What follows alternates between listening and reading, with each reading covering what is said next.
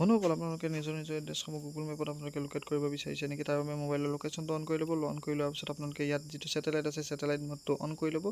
Satellite মোডটো on কৰি দিয়াৰ লগে লগে গুগল মেপত এনেদৰে আপোনালোকৰ লোকেশ্যনটো আহিব। তাত আপোনালোকে লোকেশ্যন অন কৰি থোৱাৰ বাবে ফোনৰ এনেদৰে ব্লু মাৰ্ক এটা আহি থাকিব। ব্লু মাৰ্কটোত আপোনালোকে অলপ দেৰি টিপি ধৰি থাকিলে ইয়াত এনেকৈ অপশ্যন পাব। ইয়াত এড এ মিছিং প্লেচ বুলি যিটো অপশ্যন আছে তাত আপোনালোকে ক্লিক কৰি দিব। ক্লিক কৰি দিয়াৰ লগে লগে আপোনালোকৰ ইয়াত প্ৰথমতে নাম লিখিব লাগিব। তাৰপিছত কেটেগৰী চিলেক্ট কৰিব হাউচিং কমপ্লেক্স চিলেক্ট কৰাৰ পাছত আপোনালোকে ইয়াত লোকেটেড উইথ আপোনালোকে লিখিব পাৰে। তাৰপিছত আপোনালোকে আৱাৰ্ছ কণ্টেক্টৰ কাৰণে ৱেবছাইট দিব পাৰে। তাৰপিছত আপোনালোকে ইয়াত ফটো দিব পাৰে। এনেদৰে ক্লিক কৰাৰ লগে লগে ইয়াত ফটো অপশ্যন আহি যাব। ফটো আপোনালোকে দিব পাৰে। দি পেলাই আপোনালোকে ছাবমিট কৰি দিব। ছাবমিট কৰি দিয়াৰ পাছতেই আপোনালোকৰ কিছুদিন পাছত আপোনালোকৰ ঘৰটো গুগল মেপত এড হৈ যাব আৰু এনেদৰে আপোনালোকৰ লোকেশ্যনটো আপোনালোকে বন্ধু বান্ধৱক দিব পাৰিব।